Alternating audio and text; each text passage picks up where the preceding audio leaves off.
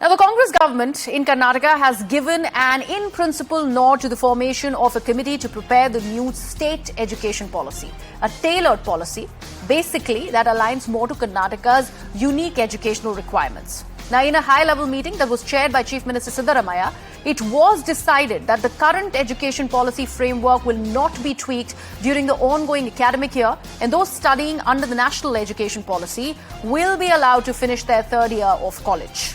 The government has said that the committee will suggest whether the students can be given the option of continuing the 4-year honours programs and the multidisciplinary education, among other things. I would like to underline here that currently the National Education Policy, or the NEP, is implemented only in higher educational institutions in the state, with the erstwhile state BJP government having introduced it in the year 2021. However, vice-chancellors of public universities have flagged the challenges in implementing some of the provisions of the policy. Concerns have been raised around offering multidisciplinary courses to students, given the lack of qualified faculties, teaching staff, and also the necessary infrastructure. Siddharamaya basically alleges that the NEP was formulated without involving the state governments, asserting that education policy should not be unilaterally imposed by the union government, considering it is on the concurrent list with both the union and the state having the power to legislate upon it. On the other hand, the BJP has taken a stance against this move, planning to drum up support for the NEP by convening a brainstorming session with experts and former vice-chancellors from various universities.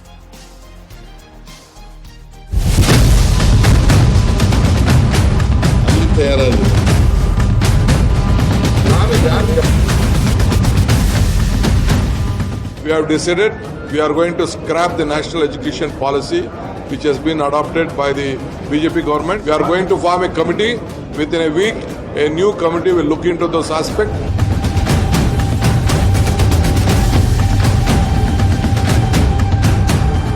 I want to tell my dear friend Shivakumar ji, your facts are wrong. This is a visionary philosophical document envisioned by educationists of this country. This is not a political document. This is a philosophical document for 21st century.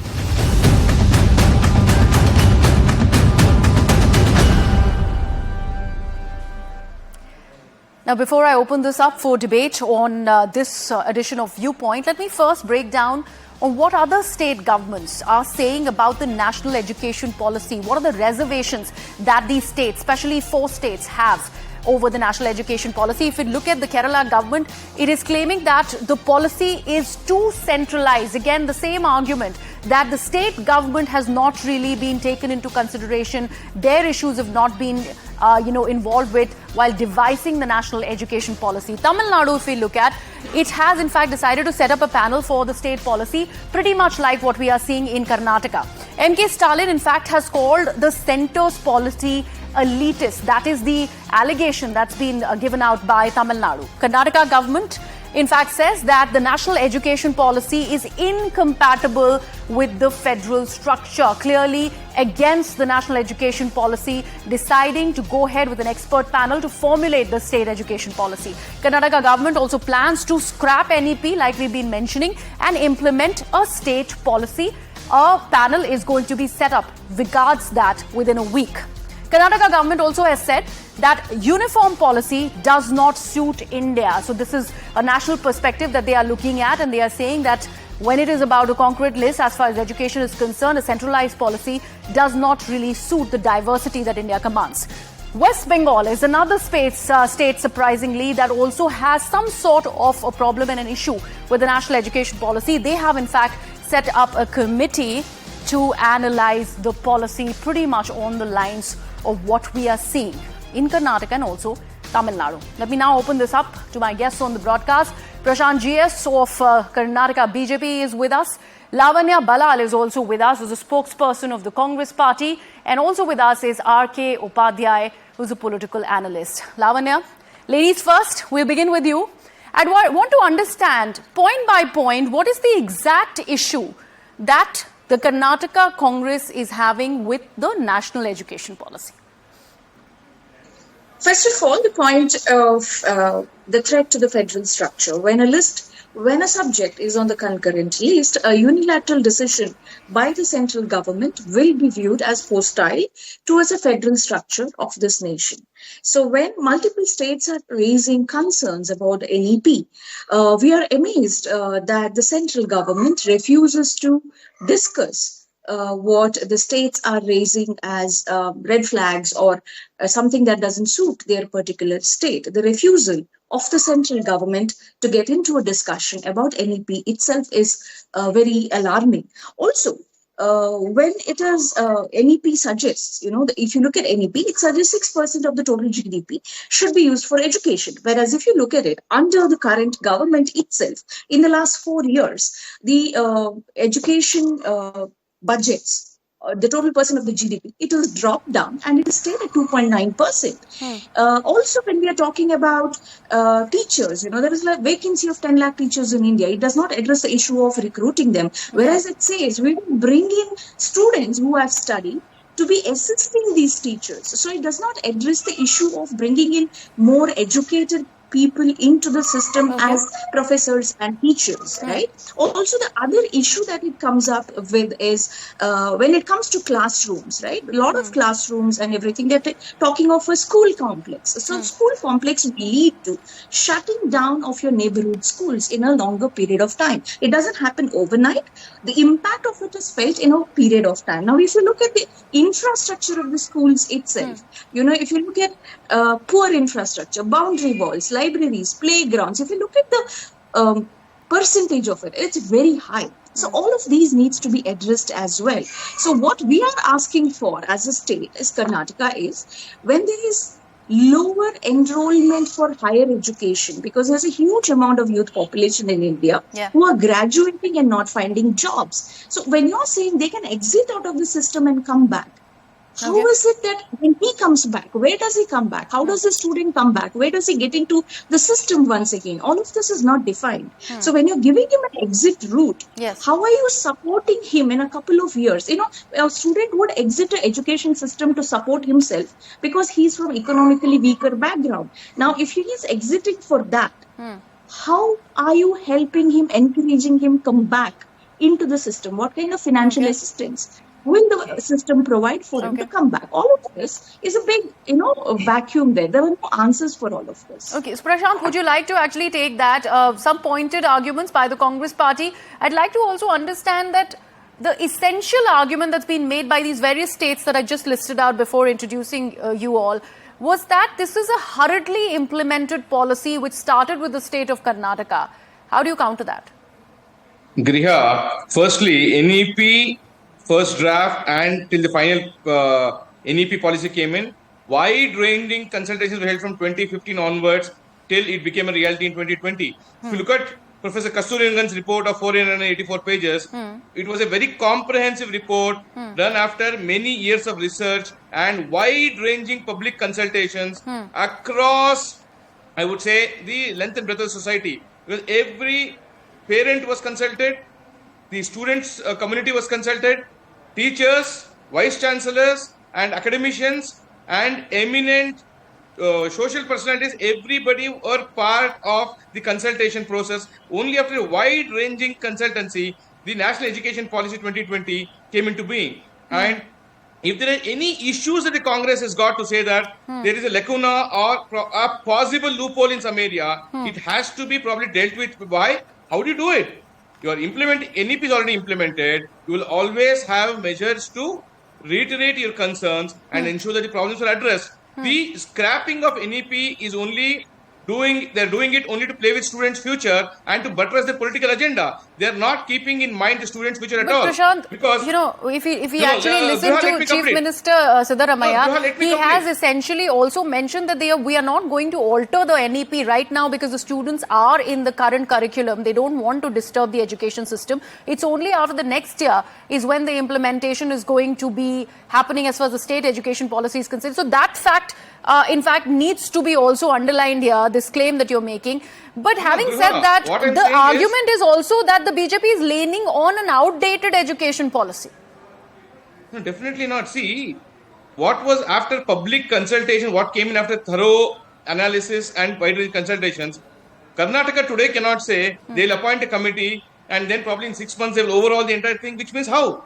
This was wide-ranging consultations from across the country. People have participated and given their inputs, and only then a very comprehensive policy has come into picture, because you have early childhood care and education also as part of the thing, which means from year number 3 to 5 also you have something. And before every student gets on to class 1, you have something called Bala Vatika, wherein the Anganwadi teachers also are part of it. And even at the B.Ed level, there is a teachers training also, and multi-mode entry and exit. And to buttress Lavanya's position, saying what do the students get? If any student is opting out for various reasons, after first year, they will get a certificate. After second year, they get a diploma. And after 3 years, they get their degree. So at every stage, they are getting out for various reasons. Though the objective is not to let students discontinue the studies, and we want them to continue till the graduation. For whatever reasons, if they are opting out, there is a mechanism for them to get the credits. But Prashant, and therefore, based many on of that, the students do not really continue after the third year. They drop out after the third year. No, Griha, let me complete. Keeping in mind the national skill development also, suitable things are being implemented through NEP, wherein at every stage when a student gets out, his skills are honed and toned in such a way that he'll be employable. Today, most institutions are facing the problem of students not being employable because of this Macaulay system of education and the rote system of understanding. You cannot merely go by what you remember and write in the exam, but your analytic study, your logic, reasoning must also come in. Therefore, in this advanced age of technology, when AI and robotics are taking over, students also need to be taught different things, and probably till age 8, I believe, is when probably 85% of 90% of child's thinking is developing. So therefore, at the formative years, we need to give them a very comprehensive way to understand things in a logical way, and therefore NEP is the way forward. And therefore, Congress should not politicize this issue concerning education, and they should in fact suggest if there are any problems and ensure that they implement it better than other states, and point out to the BJP saying, look, you brought out a policy and there were flaws, if at all there were flaws, and we have even tried to change the flaws and implement it in a better way, which means that's when we are going towards. Lavanya, I know you want to respond to that. Please note down your points, but let me first bring in Mr. R.K. Upadhyay, who's been patiently listening, and then I'll come back to Lavanya. Mr. Upadhyay, the other claim that has been made, and this is both against the BJP and the Congress party, considering they are at loggerheads, obviously we're talking politics here, and they had made it as part of their manifesto. We're talking about the Congress party. That's why they're hell-bent of taking away the national education policy already now implemented in the state of Karnataka, and now deciding to set up a panel to go ahead and start the state education policy. What happens to the education of children, whether they get unsettled because of this constant change, is something both the parties are not accounting for. Absolutely. I think it's going to unsettle the students because, see, there is unfortunately politics is being played in the field of education. I mean, you see, this was done long overdue. The change of education policy. In fact, the Congress should have been happy that the BJP government now has brought in what Rajiv Gandhi had proposed in '86. It's a continuation of what Rajiv Gandhi, but it was not implemented. Now, so much of consultation has gone before this came into being, and it's unfortunate that the Congress government in Karnataka is playing politics with it, because see what is wrong with this. For example, it talks about inquiry-based methodology and then discovery-oriented learning, activity-based and discussion-based learning, focus on multiple intelligence development. What is wrong with all these ideas? I think they should not be looking. And the education minister, Karnataka education minister, Mr. Madhu Bangarappa, who's not even a graduate, he calls it a Nagpur education policy. His mindset is made.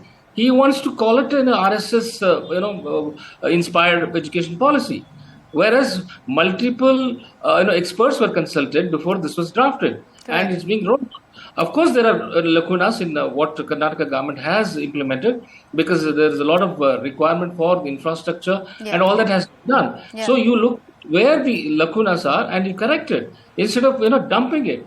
You will be going backwards instead of going forward. Karnataka has been a hub of various education institutions, and Karnataka has been in the forefront. Now they're going to take it back by a decade or so if they're going to scrap the new education policy. And that's an important point that you make, Mr. Upadhyay, but I'd still like to understand these lacunas that you talk about. Can they really be discounted and that badly, that there is that hurry to just go ahead and implement the national education policy? The other argument that the Congress is making, that while the BJP has not really implemented it in any other BJP ruled state, Karnataka was the very first one. If it's that path breaking, why not go ahead and do it? Now, it has been implemented in Madhya Pradesh. It has been implemented in many other states. It's not that only Karnataka has implemented. Karnataka was the first one to implement it. Yeah. But I'm sure that there are lacunas to be filled, because I think enough preparations has not been made, and it's beginning, and you need to work on it, and it's at the higher education level. We are yet to come to the primary and the middle education, because that is where more focus should be for the education system, and I'm sure they should be looking at how to improve upon it instead of just scrapping it and then saying that we will have our own education policy. Because after all, this is a concurrent list. It's not just a state list. Absolutely. Subject. Lavanya, your word. Yes. Both the gentlemen failed to address what is the support system for the students if they choose to step out of the education system for economic reasons. The goal of every government should be to retain students in the classroom and help them stay there with economic assistance and not let them step out. That is point number one. I would like to remind everybody, I have worked extensively with Anganwadis, the teachers and the students. And here is my feedback when it talks about early education. NEP says Anganwadis and everything will be moved to a school complex. Anganwadis also work as creche for mothers of lower economic strata, right? So when this mother has an Anganwadi which is 10 minutes, 15 minutes from her place of work, it is very convenient for her. If you move the Anganwadi to a school complex which is far away, it leaves the child out of the education system of a place where it gets nutrition. That's an important point none of you are talking about. Also, I don't when know. you're I talking think, Lavanya, you are trying to mislead the people here. No. Totally misguiding, and it's not part of at all, the Lavanya. Nitpicking, Lavanya, I think this is not I how think and that is that's nothing a to do point with that the needs to be education agreed policy. upon. The whole aspect Nothing that to we do are with discussing, and I'm so really sorry, I'm short on has time not on the understood broadcast. NEP at all. Prashant, Lavanya, He's been and in Mr. discourse. Upadhyay, thank you so much. I'd have to leave it at that, because the essential aspect is that there is something being brought in by the erstwhile government of Karnataka as far as the BJP is concerned, whether to make better that policy is something that the state government, now the Congress party government, should be looking at, or they should be sparring over an education policy, and hence putting the lives and also the education system of so many students at risk is something that they need to answer for themselves.